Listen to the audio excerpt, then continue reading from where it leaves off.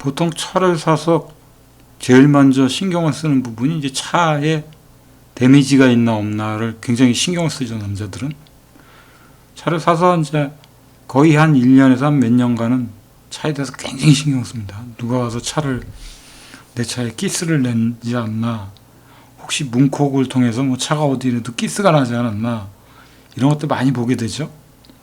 그리고 이제 처음에는 오일도 제때 잘 갈아주고, 차량에 대한 관리도 뭐 세차도 일주일에 한 번씩 가고 뭐 이렇습니다. 근데 차를 자주 바꾼다는 얘기는 결론적으로 차에 대한 여유가 많기 때문에 실질적으로 차에 신경을 안 씁니다. 렌트를 타는 경우는 아주 간단한 겁니다. 돈이 많아서 렌트를 끌게 되면은 차가 고장나는 거 없이 신경 쓰지 않고 타고 다닐 때 타고 다니다가 필요한 경우에 그냥 바꿔서 또 새 차를 타는 기분으로 타는 거죠. 이게 진짜 돈이 많은 사람들이 타고 다니는 차에 대한 느낌이나 개념이 아닐까, 이런 생각을 해봅니다. 저도 뭐 이렇게 마음에 굶주려 있고 여유가 없다 보니까 차를 사게 되면 그 차량이 뭐 가격이 단가가 뭐 센 것도 아닌데 굉장히 신경을 쓰이게 됩니다. 특히 저 같은 경우는 이제 이 XM3 차량이 일반인들이 봤을 때는 그냥 아주 최상위급도 아니고 최하위급도 아니면서 그냥 그 한 중간 정도에 위치해 있는 사람들이 탈 수 있는 정도의 차임에도 불구하고 차에 대한 소유의식 때문이지 아무래도 굉장히 신경을 쓰게 됩니다. 저도 마찬가지로 이제 차가 더럽지 않나, 아니면 뭐 벨트가 뭐 잘못돼서 끊어진 거 아닌가, 뭐 이런 신경을 쓰듯이 오일이나 이런 거에 대한 거, 잡다한 거를 많이 물론 이제 차니까 안전을 위해서 이제 그런 기본적인 거를 신경을 써야겠죠. 근데 제 또래에서 이제 정작 여유가 있고 마음에 여유가 있는 경우들은 차에 대해서 신경을 안 씁니다. 뭐 차에 대해서 신경을 안 쓴다고 해서 뭐 오일도 안 갈아주고 뭐 이게 아니라 차에 대해서 필요 이상으로 신경을 안 쓴다는 얘기는 차는 내가 타고 다니는 하나의 수단이고 기동력일 뿐이다, 이렇게만 생각을 하는 거죠. 그래서 키로수도 연연을 하지 않습니다. 그래서 만약에 차가 이상이 생겼다 그러면은 그 차를 이제 과감하게 바꾸는 거죠. 그게 이제 마음의 여유가 있거나 금전적인 여유가 충분히 있는 또래들의 생각들입니다. 그래서 차를 어떤 소모품적인 요소로도 보는 거죠. 그래서 이런 부분들을 통해서 그 차 소유자의 여유로움이라든가 이런 거를 어느 정도 간파할 수가 있습니다. 근데 또 무리해서 차를 타는 경우도 있긴 하죠. 내 위치에서 이 정도급만 타도 될 텐데 또 무리해서 그 이상의 차를 타는 경우들도 있지만 여기서는 그거에 대해서 언급을 하지 않겠습니다.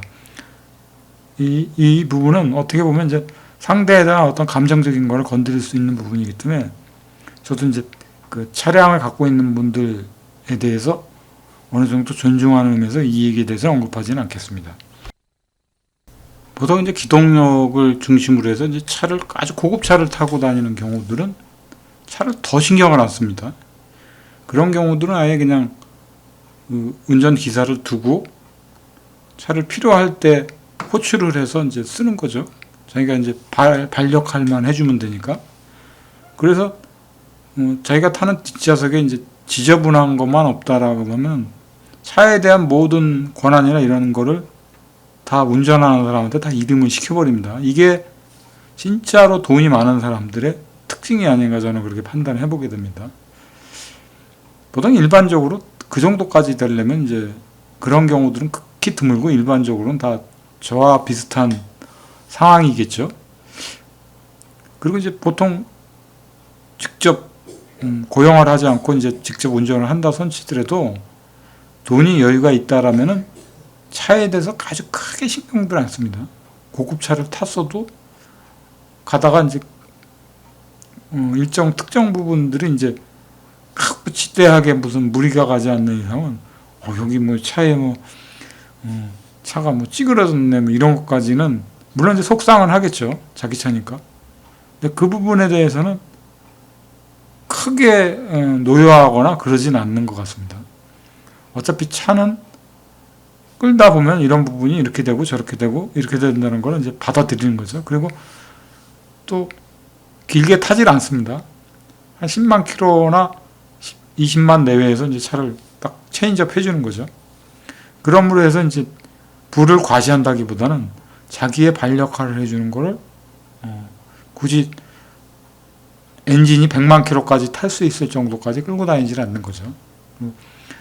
그럴 시점이 오고 불필요한 요소에 이제 돈이 들어가고 공업사를 왔다 갔다 해야 될 거다 생각을 한다면 그 시점에서 이제 아주 과감하게 새로운 차를 바꿔야겠구나, 새로운 차로. 그 생각을 먼저 하게 됩니다.